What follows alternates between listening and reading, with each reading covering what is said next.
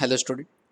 Today we are starting our continuous discussion on the IoT and M2M. So, what is difference between the M2M and IoT? Machine to machine and Internet of Things. First is that it supports a single application with a single device, and IoT can provide the multiple application with the multiple device. So, machine to machine is limited to single device. Okay. Second one is it is a communication and device centric, and IoT is a information and service centric. Okay, it support close business operation and it support open marketplace. M2M uses the vertical system solution approach, and IoT use a horizontal enable approach. Okay, uh, it requires specialized device solution and it requires a generic commodity devices. Okay, use in a B2B, business to business, and IoT can use in a business to business as well as business to customer also. Okay, so this is the difference. Then end to end IoT architecture. Now we will study about the IoT architecture. Okay, so one M2M architecture is that the goal of this architecture is to create a common service layer which can be readily embedded I filled devices to allow communication with the application servers. Okay, so figure shows the one M2M architecture. One M2M architecture consists of application layer, service layer, and network layer. Okay, so you can see here that the automotive application, home application, energy application are there, and contains the application layer, service layer, and network layer. Okay, so for example, an industrial machine might act like a gateway, and so might a connected automobile or a home automation appliance. An IoT gateway will often offer processing of data at the edge and storage capability to deal with the network latency and reliability. For device to device connectivity, and IoT gateway deals with the interoperability issues between the incompatible devices. Typical IoT architecture would have many IoT gateways supporting masses of devices. Okay, so this is what the M2M. Physical design how what is the physical design of IoT? Now, physical design of IoT system refers to IoT devices and IoT protocols. So physical devices consist of IoT device and IoT protocols. Things in IoT. What are the things in IoT? IoT device have a unique identity, and they are refers as a things in IoT. Okay, so why we are say that the Internet of Things? Okay, so there are the internet with the things, and each things are uniquely identified. Okay, so device can perform remote sensing, actuating, and monitoring. So these are the three things that can do the device: remote sensing, actuating, and monitoring. IoT device can exchange the data between them and process data or send to the centralized location for processing and storage. Okay, so this is the block diagram for the IoT device that this is the network connectivity in Ethernet or USB host, and it is a bidirectionally connect. Then we have a graphics processing unit. Then we have a central processing unit, main memory interface. Okay, so we have a gate based memory or DDR based memory. Then also we have a audio video interface, also HDMI audio, RCA video. Okay, then we have a storage interface, MMCST and STIO. Then we have a input output interface. This is the most important interface: CAN, SPI, I2, I2C, UART. Okay, so many. So this is the device, and in this device, this all are contained. Okay, so IoT device are contain all these things. Okay, so IoT device provide a interface to various wire and wireless devices. Interface include the memory interface, IO interface for sensors, internet connectivity interface, storage interface, etc.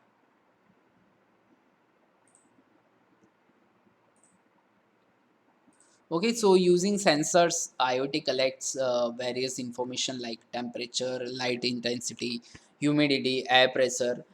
Some application used cloud-based storage. Collected information is stored in a cloud and transmitted to the other device. Okay, so various type of IoT devices are smart clothing, smart watch, wearable sensors, LED lights, and automatic industries shows the IoT device. Okay, so this is the one figure that Internet of Things is connected with the all the these like a personal and pet monitoring system, agriculture, travel, energy use. We can monitor energy use and can exchange the data with the customer. Then everyday things. Okay, so building management, then security, smart homes and cities, M2M and wireless sensors, embedded mobile, telemedicine, and healthcare device also. Okay, so we can connect all these things with the Internet of Things. Okay, so this is the one topic that the IoT protocol, and we will discuss this topic in a whole chapter. Okay, so you have a third, or I think third or fourth chapter is based on the IoT protocol. Okay, so only up to now, only remember that there are some protocols there, and application layer protocols are these: HTTP, CoAP, DDSS, DDS, XMPP, AMQP, WebSockets, MQTT. So these are the application layer. Then we have a transport layer, TCP and UDP, which can transmit the data. Then we have a network layer, IPv4 and IPv6. Then we have a LOWPN. So this is the network layer. You might heard that this IPv4 and IPv6 in your mobile phone also. Then we have a link layer. These are the Ethernet, Wi-Fi, 820.15.4, WiMAX, and mobile cellular. So these are the protocols, and these all are protocol are important to work the IoT devices, for working of IoT devices. Okay, so we will discuss these protocols in a later chapter. Okay. So there is one topic that the what is the logical design of IoT, and it is an abstract representation of entities and process, but it cannot specify low-level implementation. IoT functional block diagram is that the functional model is derived from the internal and external requirements. Functional view is derived from the functional model in a conjunction with the high level requirements. IoT functional model identifies functional groups, that is, a groups of functionalities grounded in a key concepts of IoT domain model. Okay, so functional model is an abstract framework for understanding the main functionality groups and their interactions. This framework defines the common semantics of the main functionality, and will be used for the development of IoT A compliant functional views. Okay, so the functional model is not directly tied to a certain technology, application domain, or implementation. It does not explain what the different functional component are that make up a certain functionality group. Okay, so figure is shown the model. Okay,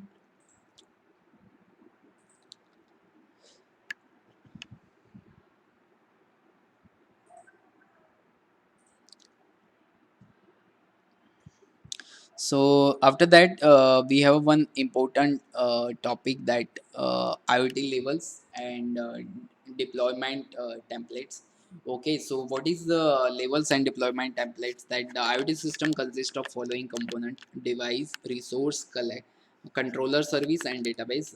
Device is the IoT device perform the identification, remote monitoring, sensing, and the actuating functions.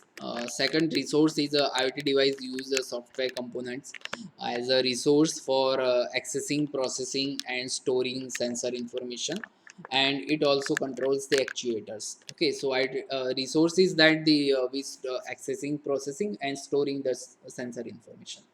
Then third is a controller service. It sends data from the device to the web service and receives the command from the application for controlling the device. So controller service is also there. Then we have a database. IoT generates a large amount of local database and cloud database.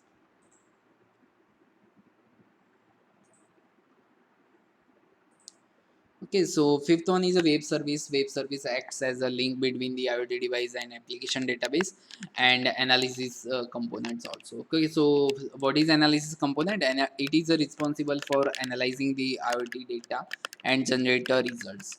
And last is a application. User can use this interface for controlling and monitoring the various IoT system. Okay. So level of IoT system are IoT level 1, 2, 3, 4, 5, and 6. Okay, so what is this level are? The IoT development level are 6 types. Level 1 is a single node, perform sensing, perform analysis, and host the application. So this is the level 1. Level 2 is a single node, perform sensing, and perform local analysis only. Level 3 is a single node also. Data is analyzed in the cloud and application is cloud based. Okay. Fourth one is a multiple node with the perform local analysis. Application is cloud based. Okay. Fifth is a multiple and node and coordinator node. Sixth one is a multiple independent node perform sensing, send data to the cloud. Okay. IoT level 1 is that physical devices and controllers that might control the multiple devices. These are the things in the IoT, and they include a wide range of endpoint devices that send and receive the information.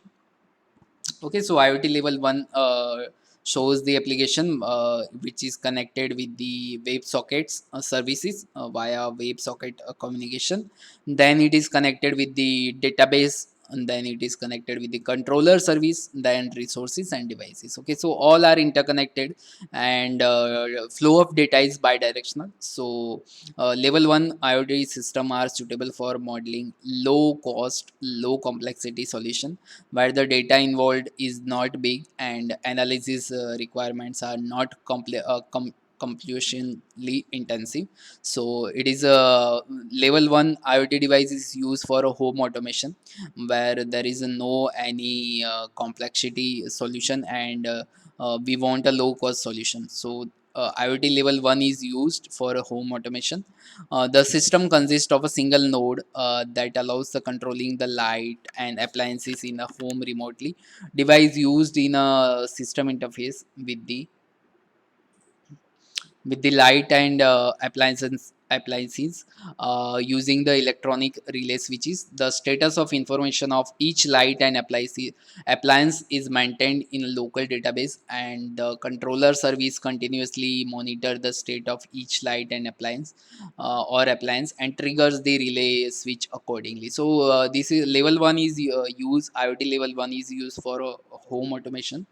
Level 2 is a single node perform the sensing and local analysis. Okay, so monitoring the node, perform analysis and cloud. Okay, so both data and application is stored on a cloud, and this type of system is suitable for big data used for analysis and that to perform on the local side. Okay, so smart irrigation is the example of level 2 IoT system where system uses the single sensor for monitoring the soil moisture level and control the irrigation system. So these all are the locally done. Okay, so the sensing and local analysis. Okay, sensing local analysis.